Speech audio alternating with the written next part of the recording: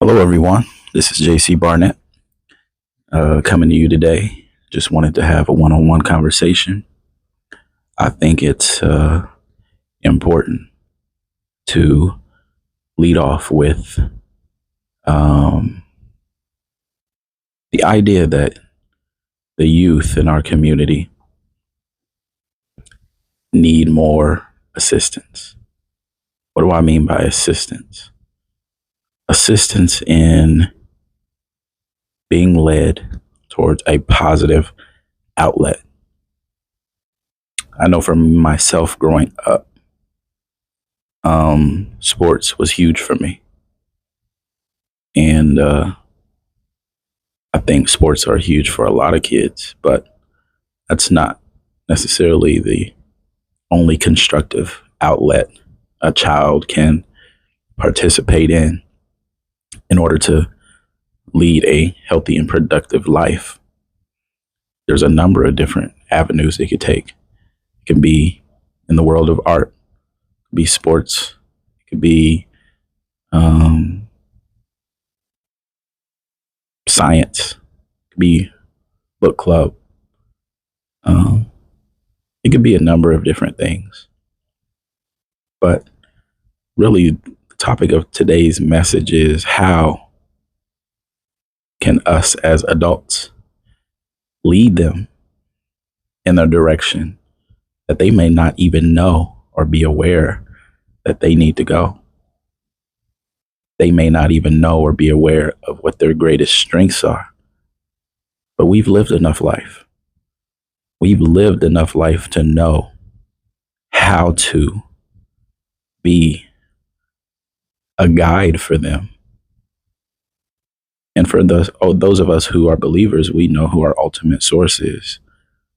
For those of us who don't rely on God,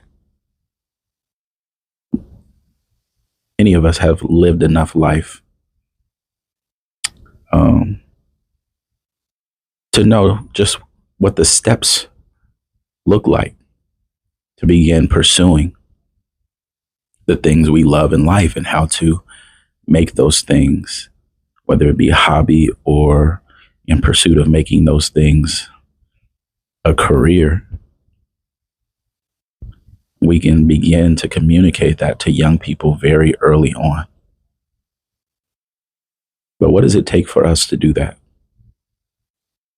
I think it simply takes for us to be bold enough to speak up.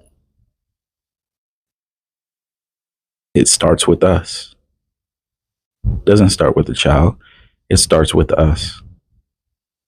We have to look at a young person and speak into their lives. Give them a greater understanding of who they are and what we see in them. Whether that's the prompting of the Holy Spirit or that's just based on an accumulation of what we've learned over the years, we have to speak up and communicate it to our young people. I'll never forget a gentleman by the name of Mr. Shepherd. He pulled me to the side one time in high school. Can't remember what year exactly I was in high school, but I don't know, maybe my sophomore year. And then a couple years later, I remember he came back to me to share it with me again, and the message never changed. It was, JC, I don't think that you truly know who you are. And I kind of gave him a puzzled look, and he continued on and he said, you are 10 times stronger than you think you are. 10 times. And then he said, you are 10 times smarter than you think you are. And I can tell you that's a core memory for me. I can tell you, I remember where I was when he told me. I remember what I was dressed in. I was dressed in my track outfit. I think it was practice. It might have even been before a meet, because I do remember that I had on my meet clothes. So yeah, it was. I had on my tights. I had on my short red shorts that gave you enough room to run in, and I had on my track jersey. And he pulled me off to the side and said those things to me, and I'll never, ever, ever forget it. What is it that you can tell a young person today, adults? What is it that you can tell a young person today after careful observation of this young person, after watching them, after seeing something special that they have to offer to the